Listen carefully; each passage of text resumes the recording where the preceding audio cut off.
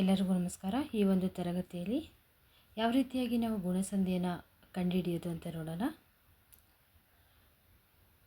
ಪೂರ್ವಪದ, ಉತ್ತರ ಪದ ಮತ್ತು ಸಂಧಿಪದ. ಸಂಧಿಪದ ನೋಡೋಣ.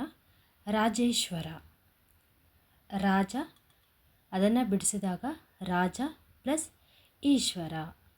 ಪೂರ್ವಪದ ಆ ಕಾರ ಮತ್ತು ಉತ್ತರ ಪದ ಈ ಕಾರಗಳಿಗೆ ಆದೇಶವಾಗಿ ಎ ಕಾರ ಬಂದರೆ ಅದು ಗುಣಸಂಧಿ. ಅದೇ ರೀತಿಯಾಗಿ ಪೂರ್ವಪದ ಆ ಉತ್ತರ ಪದದಲ್ಲಿ ಊಕಾರ ಬಂದು ಸಂಧಿ ಪದದಲ್ಲಿ ಓಕಾರ ಬಂದರೆ ಅದು ಗುಣಸಂಧಿ. ಗುಣಸಂಧಿಯಲ್ಲಿ ಓ ಮತ್ತು ಎ ಎರಡು ಆದೇಶವಾಗಿ ಬರ್ತವೆ. ಸುರೇಶ, ಸುರ ಪ್ಲಸ್ ಈಶ, ಸುರೇಶ. ಆ ಮತ್ತು ಈ ಕಾರಗಳಿಗೆ ಏಕಾರ ಆದೇಶವಾಗಿ ಬಂದಿದೆ. ದೇವೇಂದ್ರ, ದೇವ ಪ್ಲಸ್ ಇಂದ್ರ. ಆ ಈ ಕಾರಗಳಿಗೆ ಎ ಆದೇಶವಾಗಿದೆ. ಮಹೇಶ, ಮಹಾ ಪ್ಲಸ್ ಈಶ. ಆ ಈ ಕಾರಗಳಿಗೆ ಎ ಕಾರ ಆದೇಶವಾಗಿದೆ. ಲಂಕೇಶ, ಲಂಕ ಪ್ಲಸ್ ಈಶ, ಲಂಕೇಶ. ಆ ಮತ್ತು ಈ ಕಾರಗಳಿಗೆ ಎ ಕಾರ ಇಲ್ಲಿ ಆದೇಶವಾಗಿದೆ. ಮಹಾ ಪ್ಲಸ್ ಈಶ, ಮಹೇಶ. 6th ವೀರೇಶ, ವೀರ ಪ್ಲಸ್ ಈಶ, ವೀರೇಶ.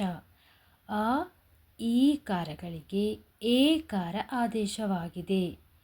ರಾಜೇಂದ್ರ, ರಾಜ ಪ್ಲಸ್ ಇಂದ್ರ.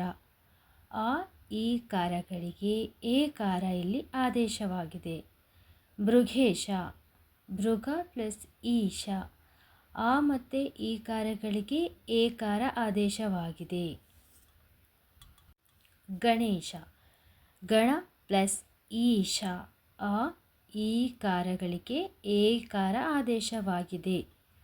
ಚಂದ್ರೋದಯ, ಚಂದ್ರ ಪ್ಲಸ್ ಉದಯ, ಚಂದ್ರೋದಯ. ಆ ಮತ್ತು ಊಕಾರಗಳಿಗೆ ಓಕಾರ ಆದೇಶವಾಗಿದೆ.